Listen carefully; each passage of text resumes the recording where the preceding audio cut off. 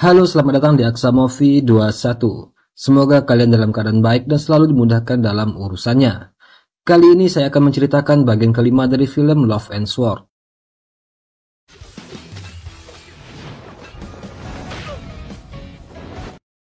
Di mana pada episode sebelumnya Yan Xiao dan yang lainnya berhasil menyelamatkan sekte rubah roh dari serangan aliansi lembah hantu. Rong Sukwang mengutarakan cintanya kepada Yan Xiao, tapi Yan Xiao hanya diam. Malah justru dia pergi menghilang tanpa pamit. Setelah bangun, Rong Sukwang melangkah cepat ke kamar Yan Xiao. Harapannya memuncak untuk bertemu lelaki yang diam-diam telah mencuri hatinya. Namun yang ia temukan hanya kehampaan. Yan Xiao telah pergi. Lin Wanci yang berdiri di sana dengan wajah tanpa emosi mengkonfirmasi kepergiannya itu. Suara Lin Wanci terdengar tenang, tapi setiap kata terasa seperti pisau di dada Rong Sukwang. Hatinya hancur, bukan hanya karena kepergian Yan Xiao, tapi karena kenyataan bahwa ia pergi tanpa pamit, tanpa sepatah kata pun. Lin Wanci dengan ketajaman logikanya menegaskan jika Yan Xiao memang bukan pria yang bisa diikat dengan perasaan. Sejak awal ia tidak pernah menunjukkan niat untuk menetap. Rong Sukwang terdiam, namun dalam hatinya dia sangat terpukul.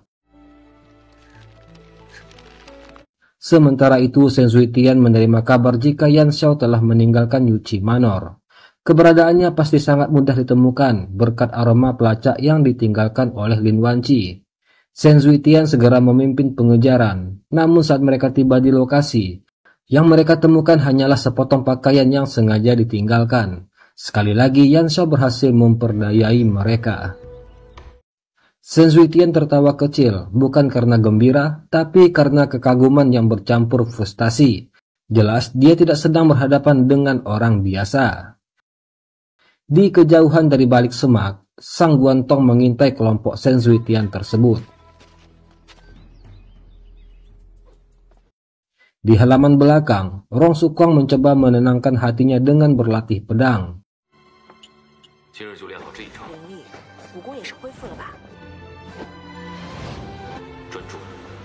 Namun setiap gerakannya terasa kosong. Bayangan Yan Xiao terus menghantuinya.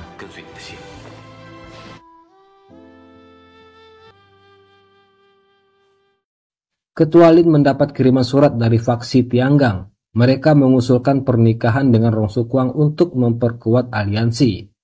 Lin Shaoqi menentang keras. Dia tidak ingin wanita yang ia cintai dijadikan alat politik.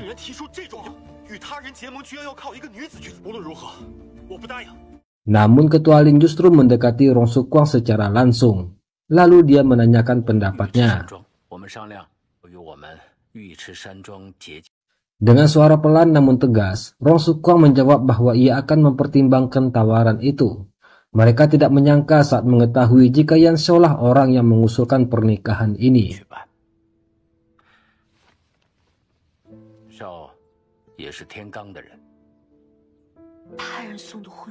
Kemudian Ketua Lin menyerahkan setengah kunci harta karun Fuxian kepada Rong Sukwang. Sedangkan setengah lainnya berada di tangan Chu Tianyao, ketua faksi Tianggang. Kunci itu akan dijadikan Chu Tianyao sebagai mahar pernikahan, simbol dari kekuatan dan tanggung jawab. Dengan menerima kunci ini, Rong Sukwang secara tak langsung menyetujui perjodohan itu. Meski curiga dengan latar belakang Yan Xiao, kenyataan bahwa ia punya kaitan dengan Tianggang tetap mengejutkan Rong Sukwang.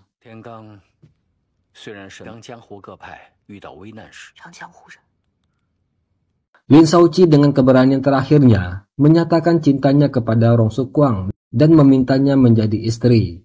Ia mengaku menyesal telah menolak perasaannya dulu. Namun Rong Sukwang dengan suara lembut dan mata berkaca-kaca menolak. Dia berkata bahwa hubungan mereka terlalu berharga diubah menjadi sesuatu yang dipaksakan. Mereka akan tetap menjadi saudara selamanya.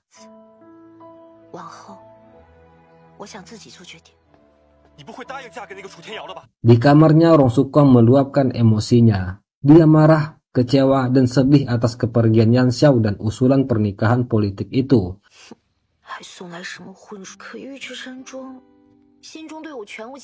Namun setelah merenung panjang, ia mengambil keputusan besar. Ia akan menikah dengan Chu Tianyao. Bukan karena cinta, Tapi karena ini akan memberinya akses pada separuh kunci fusian yang lain, ia merancang rencana untuk menggunakan pernikahan ini sebagai pengalih perhatian.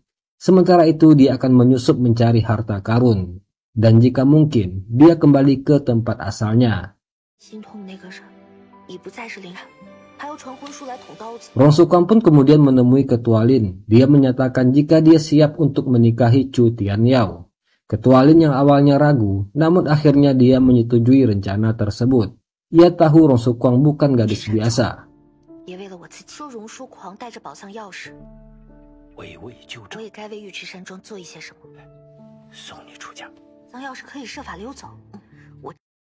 Di sisi lain, Tang Ying dan Lin Shaoqi menyiapkan kereta keberangkatan buat Rong Sukwang. Saat tangan mereka tak sengaja bersentuhan, ada getaran yang mengalir, namun keduanya memilih diam. Masing-masing menyimpan perasaan yang tak tersampaikan.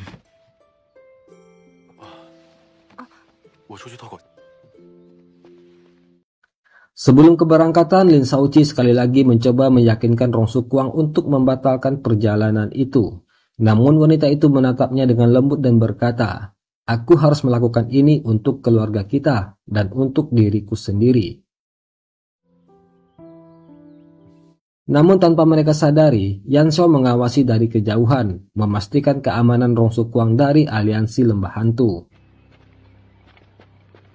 Sementara itu di tempat lain, Lin Wanqi melepaskan Liu An dari penjara. Ia menyebutnya sebagai satu-satunya yang dia anggap sebagai keluarga. Perkataannya itu membuat Liu An terharu. Dia lalu mengingatkan jika Yan Xiao berasal dari desa Longyu. Dia adalah murid Su Siyu, ibunya Rong Sukwang.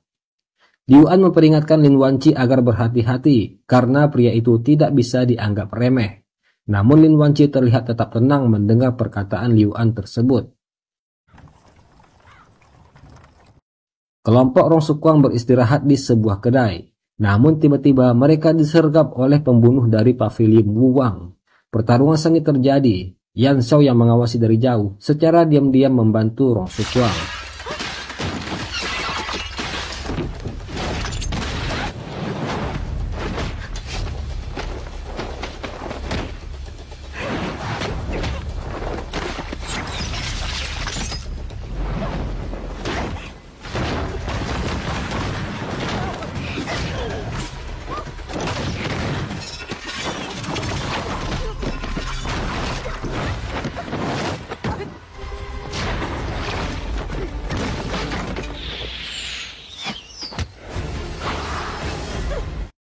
Rong Sukwang berhasil menangkap salah seorang pembunuh bernama Huaki. Gadis itu menderita keracunan yang diberikan oleh ketua sekte mereka, di mana penawar akan diberikan jika misi yang diberikan telah berhasil. Kemudian kelompok Wu Wang datang, Lin Shaoqi dan yang lain bertarung melawan mereka semua. Pada suatu kesempatan, Rong Sukwang berhasil mencuri penawar lalu segera kabur. Lalu kemudian Fei Wu dan Fei Ming menghabisi kelompok Wu Wang yang berusaha mengejar mereka.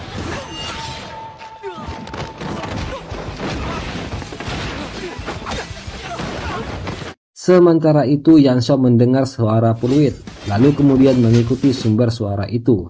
Dia melihat kelompok Wu Wang membawa seseorang yang ditutupi kain. Tangannya memegang peluit tulang pemberian Yan Xiao dulu. Karena mengira jika orang itu adalah Rong Sukwang, Yan Xiao pun segera membantunya. Namun ternyata dia adalah Lin Wanqi. Yan Xiao terkejut saat melihat peluit tulang berada di tangan Lin Wanqi. Benda langka yang seharusnya ada pada Rong Sukwang sekarang ada di tangan Lin Wanqi. Saat ditanya, Lin Wanqi dengan tenang menjawab jika peluit itu diberikan oleh Rong Sukwang kepadanya. Mendengar pernyataannya itu, Yan Xiao pun langsung pergi mencari Rong Sukwang. Hatinya mulai khawatir dengan keselamatan gadis tersebut. Di sisi lain, Rong Sukwang dan kelompoknya berhenti di sebuah tepi sungai. Dia mencoba berbaring di sebatang pohon sambil melihat seorang bocah duduk di atas kerbau sambil meniup seruling. Xin kembali ke Yan Xiao yang masih belum mengerti mengapa Lin Wanqi bisa berada di sana. Dia menyuruhnya kembali ke Yuqi Manor. Yan Xiao jelas merasa terganggu dengan kedatangan Lin Wanqi, apalagi gadis itu terus mengikutinya. Lin Wanqi tak menyerah. Ia menawarkan bayaran 2 kali lipat dari apa yang dibayarkan oleh Rong Sukwang. Namun Yan Shao sama sekali tidak tertarik dengan tawarannya itu, hingga akhirnya Lin Wanci pura-pura terjatuh, yang memaksa Yan Shao untuk membantunya berjalan. Ketika terbangun, Rong Sukwang mendapati dirinya dalam keadaan diikat. Di sana ada Huaqi yang sedang menyuapi Ali, anjing milik Shen Zuitian. Rong Sukwang pun sadar siapa Huaqi sebenarnya. Dia adalah pemimpin dari Pavilion Muwang. Ia mengingat kembali suara seruling milik bocah gembala sebelumnya. Ditambah lagi kabut beracun yang membuat mereka semua tak sadarkan diri.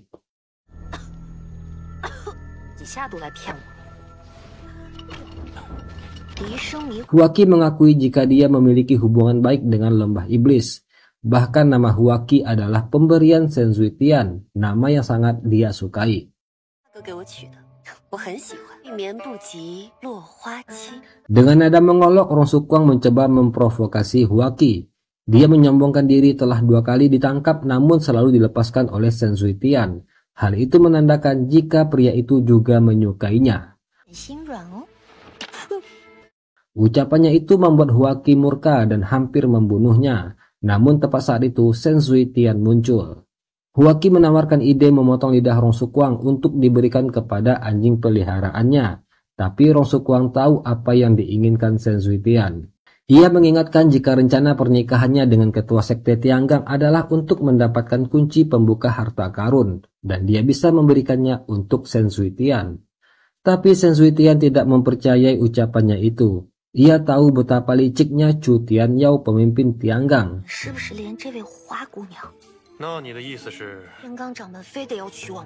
Sementara itu Lin Shaoqi dan yang lain panik ketika menyadari Rong Sukwang telah menghilang. Mereka terus mencarinya tanpa hasil, hingga tiba di titik penyeberangan yang sudah disepakati dengan Tianggang.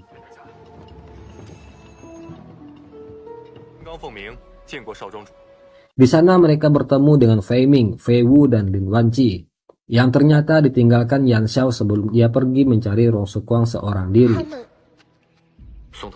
Di sisi lain, Shen Zuitian menyadari jika keputusan Rong Sukwang menikahi Chu Tianyao hanyalah untuk melindungi keluarga Yuchi Manor dari aliansi lembah hantu. Tepat saat itu pula Yan Shao muncul dan membawa Rong Sukwang pergi.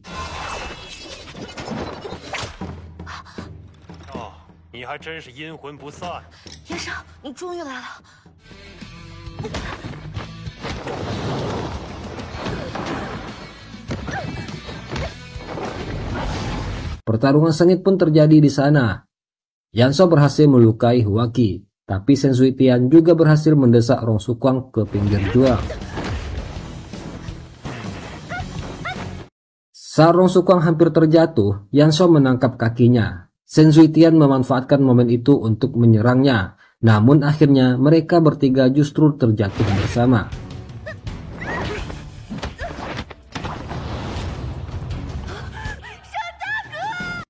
Rong Sukwang dan Yan Shao terbangun di pinggir sungai, lalu menemukan Shen Zuitian yang masih tak sadarkan diri. Meski awalnya berniat meninggalkannya, mereka akhirnya menariknya ke darat dan lalu mengikatnya.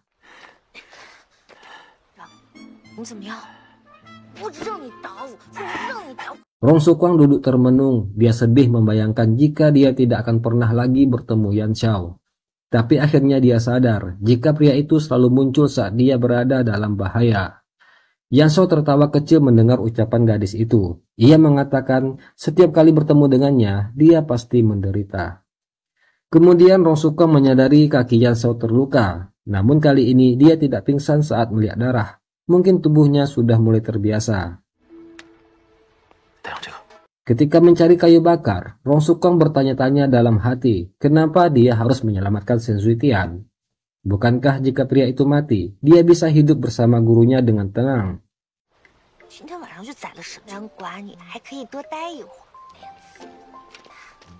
Ketika mereka lagi makan, Yan Shao menyarankan agar Rong Sukwang merawat luka Shen Zuitian. Ia pun membayangkan masa kecilnya dulu, saat pembantaian desa Longyu oleh aliansi lebah hantu. Shen Zuitian membantu mereka bersembunyi, sehingga nyawa mereka berdua selamat. Mungkin karena lelah, Rong Sukwang pun tertidur di bahu Yan Xiao. Kemudian Yan Xiao diam-diam menyerap racun dari tubuh gadis tersebut. Aksinya itu dilihat oleh Shen Zuitian yang baru bangun. Ia mengenali racun yang diderita Rong Sukwang adalah racun hati teratai merah. Shen Zuitian teringat bagaimana ayahnya dulu terkena racun yang sama saat menangkap Su Siyu. Hingga akhirnya ayahnya itu meninggal dengan menyakitkan.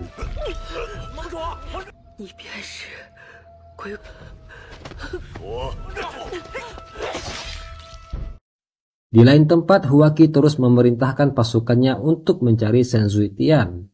Lin Shaoqi dan kelompoknya mengintai dari kejauhan. Mereka bertekad menemukan Rong Sukwang dan Yan Xiao terlebih dahulu.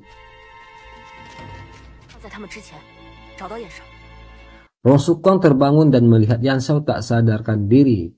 Shen Zuitian mengatakan jika nyawa Yan Xiao dalam bahaya karena luka di kakinya mengalami infeksi. Dia berkata jika dia bisa membantu menyelamatkan Yan Xiao dan meminta Rong Sukwang melepaskan ikatannya. Dengan berat hati, Rong Sukwang pun melepaskannya. Shen Zuitian membakar pedang lalu mengiris bagian daging yang terinfeksi dari luka Yan Xiao. Dia juga bersumpah tak akan menyakiti atau menyerang mereka berdua selama berada di sana.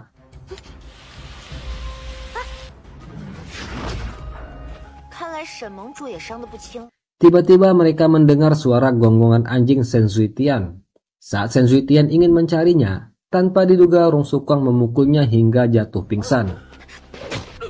Saat dia kembali sadar, Rong Sukwang telah membawa Ali masuk. Dia juga membalut luka anjing tersebut. Keesokan harinya, Rong Sukwang mengajak mereka menangkap ikan bersama. Dia memaksa keduanya ikut. Bagi Shen Zuitian, pemimpin aliansi lembah hantu, hal seperti ini terasa asing. Tapi anehnya dia tetap menuruti perintah Rong Sukwang.